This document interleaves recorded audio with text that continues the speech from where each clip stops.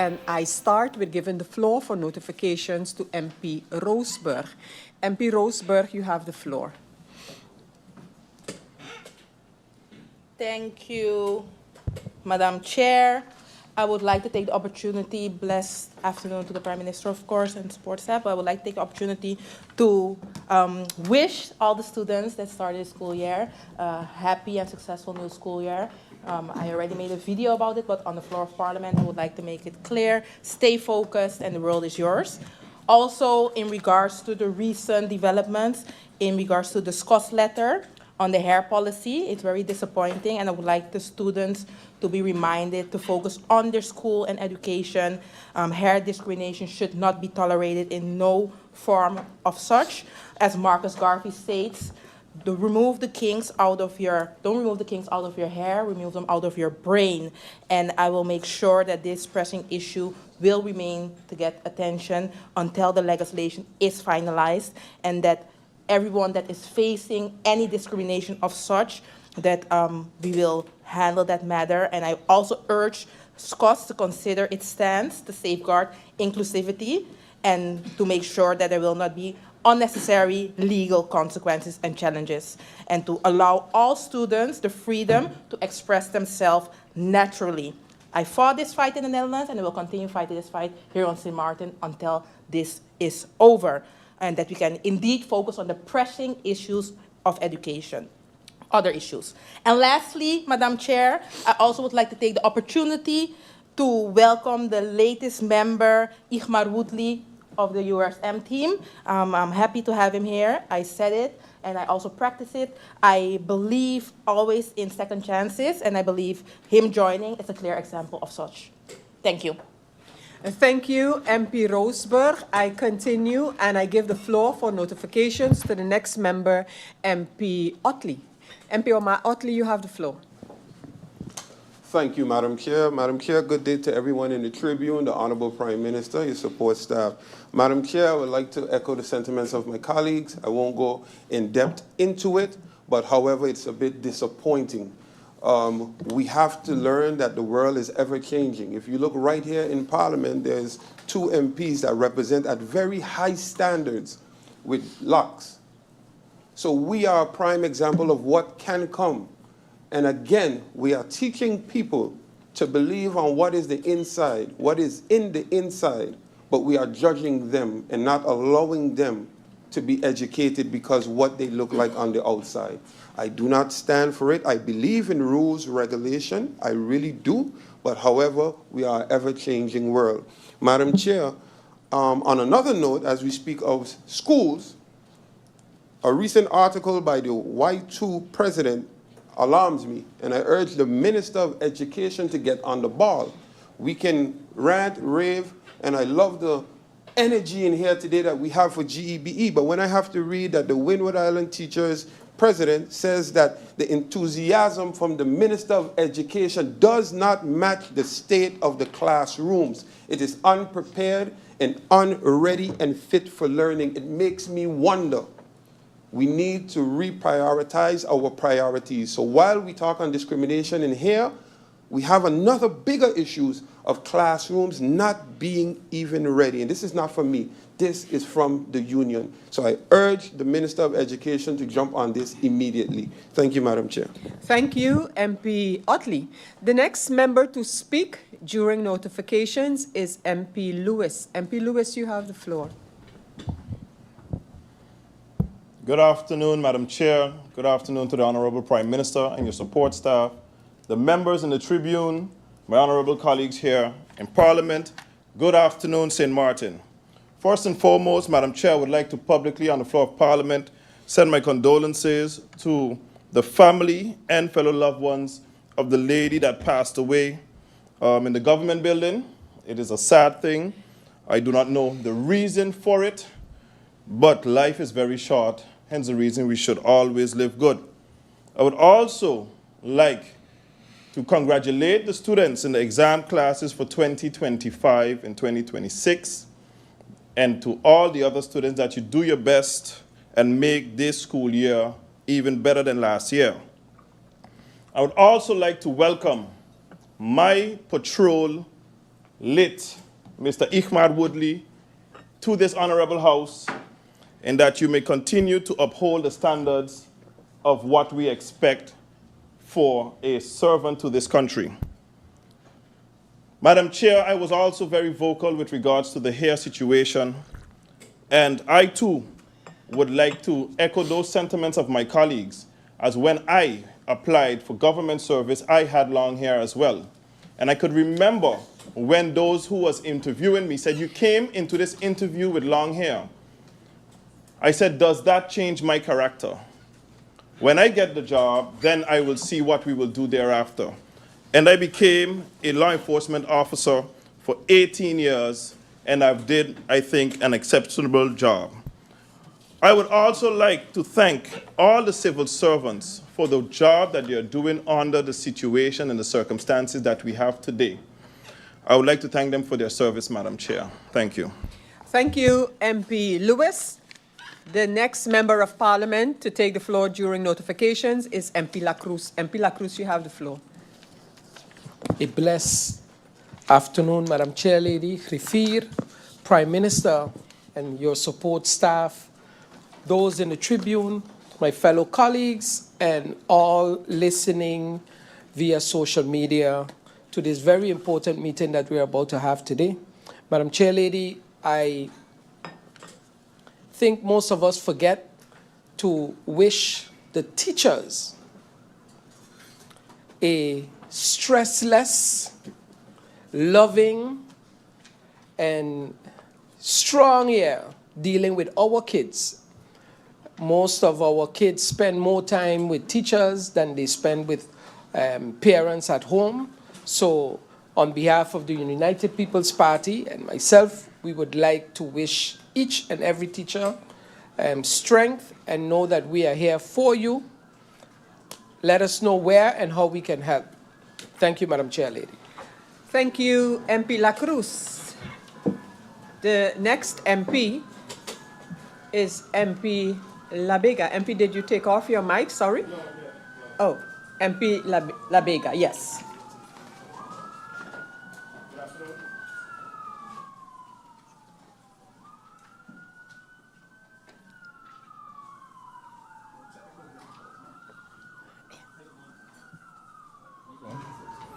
There we go. Good afternoon, Madam Chair. Good afternoon to my fellow colleagues, Kafir, and everybody here present at the Tribune. Madam Chair, I took notice of an article in the Tribune that 3 local student athletes will be participating in their respective sports as well as receiving their education in the United States at Lincoln University in Missouri. So I'd like to congratulate them. These 3 athletes are Chanel Richardson, track and field, Timothy Fleming, baseball, and Omari Gums in soccer. It's always good to see local St. Martiners pursuing their dreams as well as their education, and let this be motivation for others to do the same. Sticking on sports, I'd also like to congratulate the Aruba Little League team as they beat Japan yesterday in the Little League World Series to advance to the international brackets final. MP La Vega, just let's adjourn for just a couple of minutes until there is no noise. So if you'll just remember your last word, let us just adjourn for 2-3 minutes. Meeting adjourned. Members of Parliament, ladies and gentlemen, like I had adjourned for just a few minutes, I am now going to adjourn this meeting until further notice. And of course, you will be informed. I will continue my caucus with the Prime Minister about the Prime Ministers and comms dealing with, talking to the persons who are out here. And I say this because, of course, those who are seeing me are not aware of what is happening. We do have persons of the ambulance department as well as the fire department here at Parliament Building this afternoon. And since the Prime Minister and his support staff is in our midst here, the meeting of Parliament, the public meeting number 21 for today, the 21st of August, will be adjourned until further notice. Members of Parliament, you will be informed, of course, immediately as the time to continue with this meeting is established. For right now, this meeting will be adjourned until further notice. Meeting adjourned.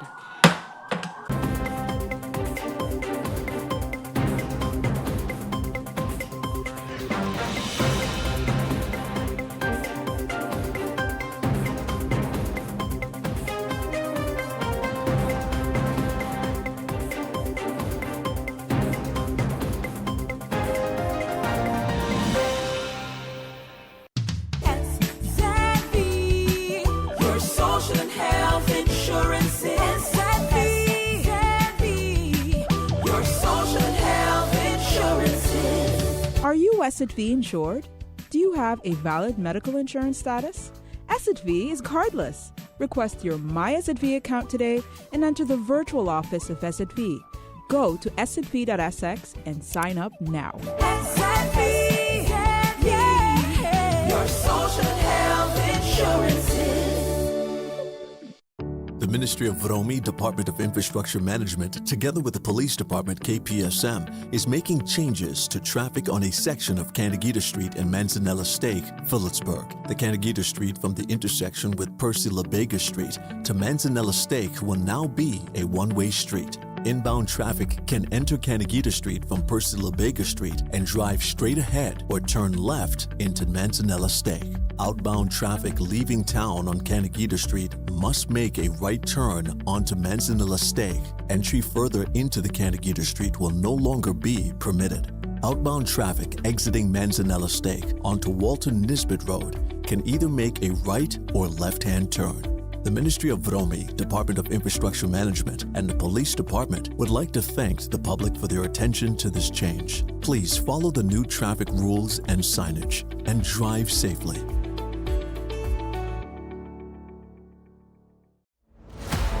.24/7 TV programming on www.stmartinmediacenter.com, SXM Daily News, PBS NewsHour, Now You Know, Com programs, documentary, entertainment, sports events, Saturday children's hours, religion programs, and movies. Click on SXM TV broadcast to see your favorite programs.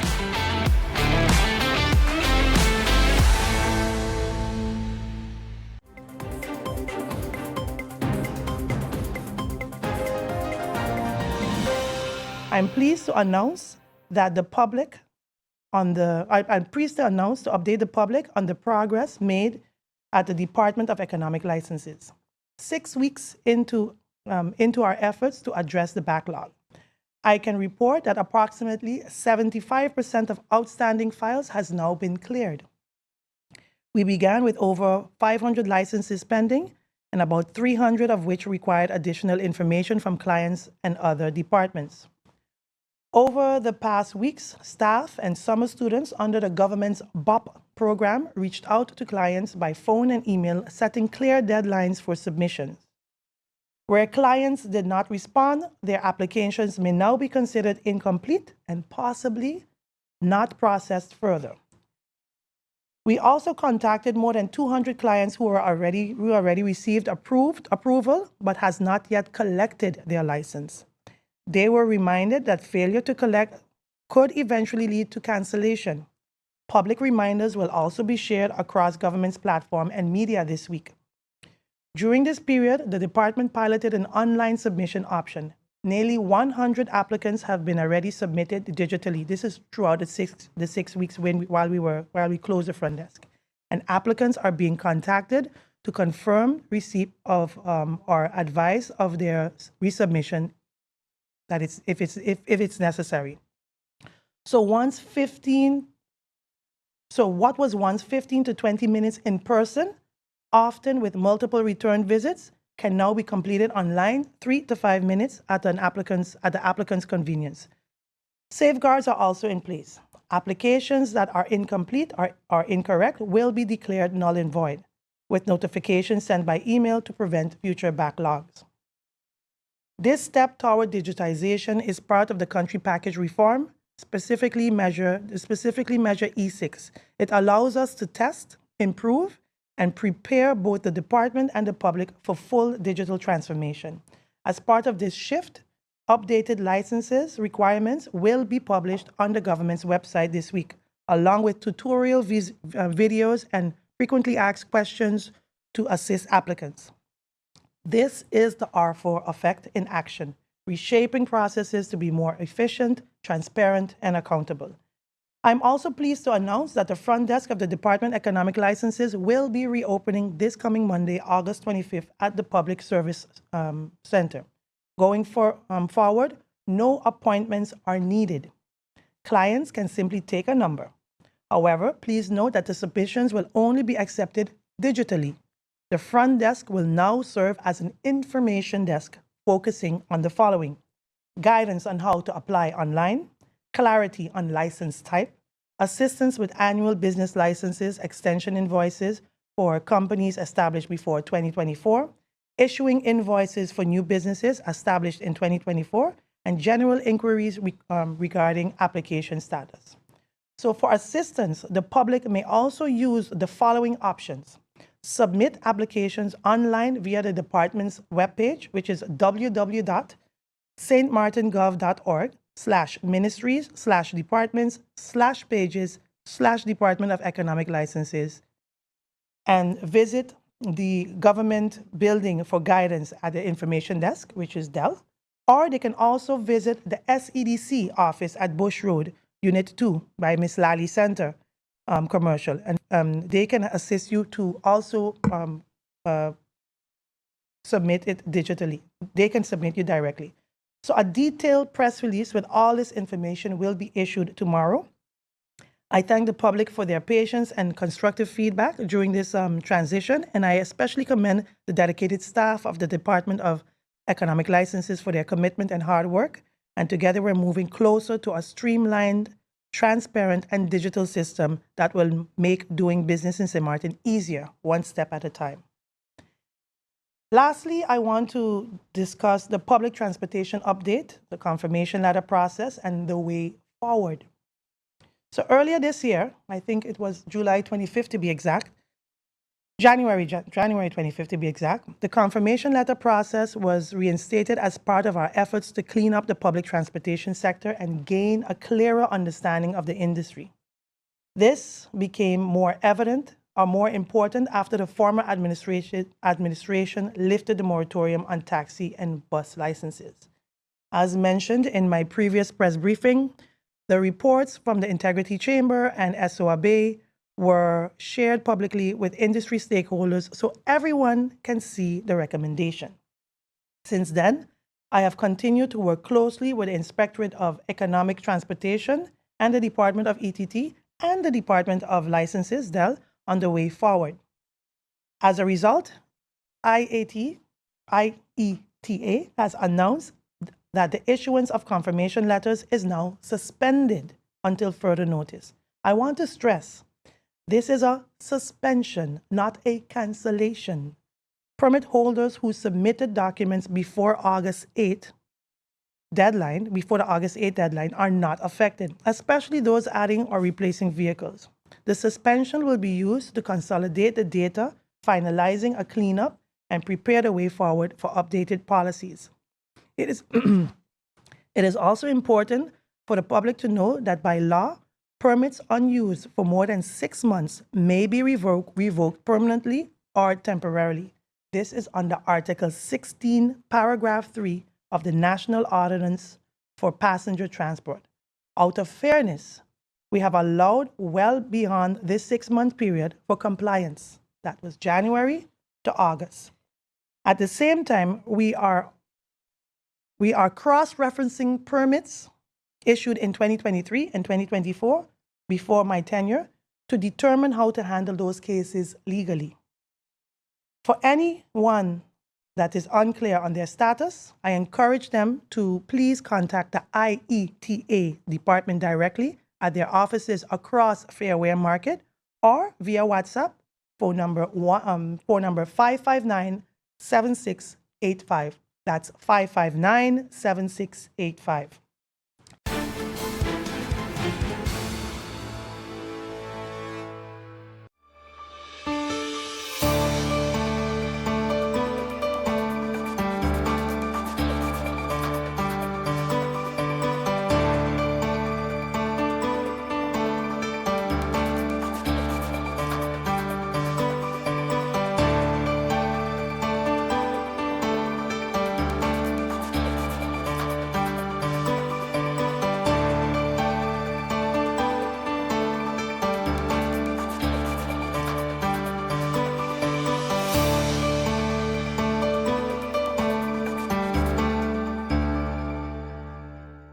SZV, your social and health insurance is SZV, your social and health insurance is. Are you SXV insured?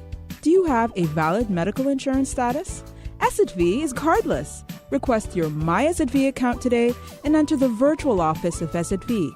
Go to sxv.sx and sign up now. SZV, yeah, your social and health insurance is. 24/7 TV programming on www.stmartinmediacenter.com, SXM Daily News, PBS NewsHour, Now You Know, comm programs, documentary, entertainment, sports events, Saturday children's hours, religion programs, and movies. Click on SXM TV broadcast to see your favorite programs.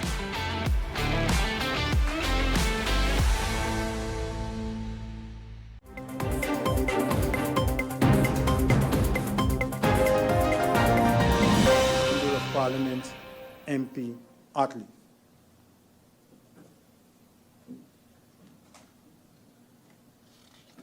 Question 1. Are all plans related to Trimbus, or is the ministry also developing separate plans regarding mental health? What is the timeline for these initiatives? Could you provide a specific date by which all plans from Trimbus will be delivered? Was Trimbus selected through a competitive bidding process? How much is the company being paid? And what was the selection criteria? Madam Chair Lady, while Trimbus plays a key role under the mental health project, the ministry is also involved in developing additional mental health initiatives, including those with a focus on youth at a cabinet level. Trimbus was selected through a direct procurement process in accordance with applicable procurement regulations and with the approval of the World Bank. This selection was based on their unique qualifications as a World Health Organization collaborating center and their recognized expertise in Dutch and international mental health systems. The contract is valued at $2,776,000 with a duration of 30 months starting January 2025, and all deliverables are due by June 2027. Key deliverables include 1, a strategic plan for mental health sector. 2, training plans for stakeholders. 3, updated mental health screening tools. These deliverables are being developed in close collaboration with the ministry's counterparts to ensure alignment with the national priorities. Question 2, when will staff training start? How will it begin? What progress was made with the staff training? What is the timeline? Madam Chair Lady, through you, the response. The first set of training sessions were held on May 21st, 22nd, and 26th, 2025. A second round of training is planned for the third quarter of this year. An assessment will be conducted to measure the progress. The time frame will depend on the progress made, with the aim of completion by the end of 2026. Question 3.